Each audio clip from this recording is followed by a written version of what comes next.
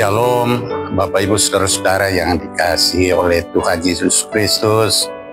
Saat ini kita hendak berada pada minggu-minggu sengsara yang ketiga, dan kita akan masuk dalam mesbah penyembahan keluarga. Untuk itu, sebelum kita membaca firman Tuhan yang terangkat dari kitab Matius pasal 26 ayat 35, mari kita berdoa. Tuhan Allah Bapa kami yang ada dalam kerajaan surga, Tuhan yang kami sembah, Tuhan yang kami tinggikan. Di saat ini ya Tuhan, kami hendak membaca, mendengarkan firman kebenaran-Mu. Namun sebelumnya itu ya Tuhan, kiranya Tuhan akan mengurapi bibir hamba, sehingga ketika menyampaikan firman Tuhan, hanya seturut kehendak-Mu. Berfirmanlah ya Tuhan, karena kami siap mendengarkan firman kebenaran-Mu. Dalam nama Yesus Kristus, hamba telah berdoa. Haleluya. Amin. Bapak Ibu Saudara-saudara yang dikasihi Tuhan, pembacaan firman Tuhan pada malam hari ini terambil dari kitab Matius. Matius pasal 26 ayat 35 dengan perikop Petrus akan menyangkal Yesus. Kata Petrus kepadanya, sekalipun aku harus mati bersama-sama engkau, aku tak akan menyangkal engkau. Semua murid yang lain pun berkata demikian juga. Sedemikian jauh pembacaan firman Tuhan. Yang dikatakan berbahagia adalah setiap orang yang mendengarkan firman Tuhan dan selalu melakukan dalam kehidupannya hari lepas hari. Amin. Ayat ini memperlihatkan betapa yakinnya Petrus akan kesetiaannya kepada Yesus. Petrus dengan penuh semangat menyatakan bahwa ia akan tetap setia mendampingi Yesus, bahkan jika semua orang lain meninggalkannya. Namun apa yang terjadi kemudian?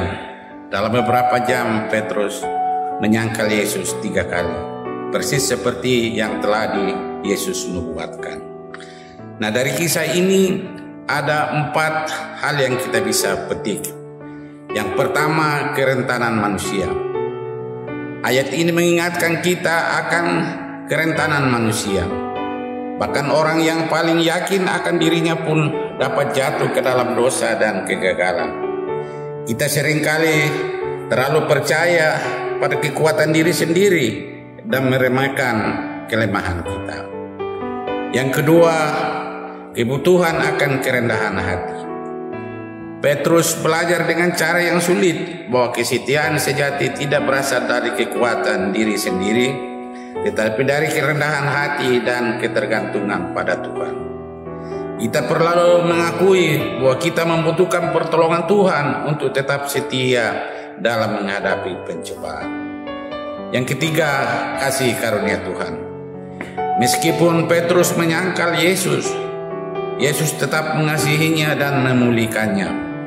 Ini menunjukkan betapa besar kasih karunia Tuhan. Bahkan ketika kita gagal, Tuhan selalu siap untuk mengampuni dan memulihkan kita. Yang keempat, pentingnya kewaspadaan. Ayat ini mengajarkan kita untuk selalu waspada terhadap godaan dan pencobaan. Kita tidak boleh meremehkan kekuatan dosa, dan kita harus selalu berjaga-jaga dan berdoa agar kita tidak jatuh dalam pencobaan. Bapak Ibu Saudara-saudara yang dikasihi Tuhan, kita perlu mempertahankan iman percaya kita.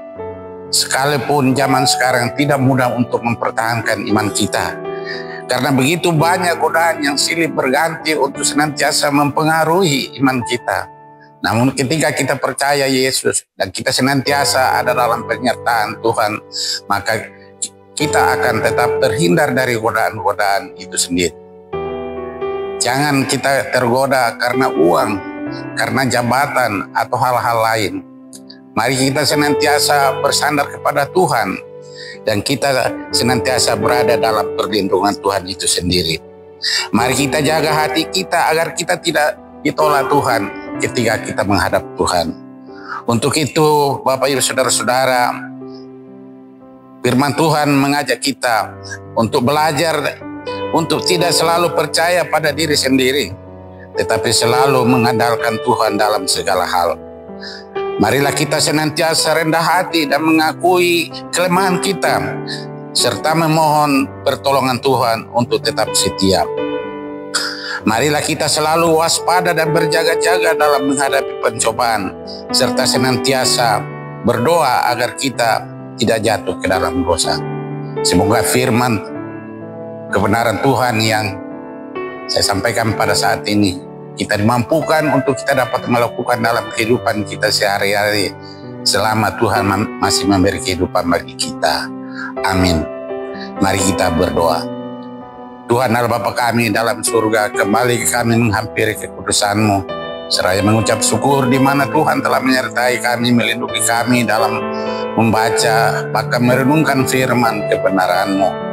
Hamba telah menyampaikan sekalipun tidak sempurna, kami mohon Tuhan menyempurnakan dalam diri, dalam kehidupan kami masing-masing. Tuhan, kami berdoa semoga siapapun yang mendengarkan firman Tuhan ini, Tuhan senantiasa akan menyertai, melindungi, bahkan memberi kesehatan untuk tetap senantiasa setia kepada-Mu ya Tuhan. Tuhan Allah Bapa dalam surga, itulah doa kami dalam nama Yesus Kristus kami telah berdoa. Haleluya. Amin. Shalom, selamat malam, Tuhan Yesus memberkati kita. Amin.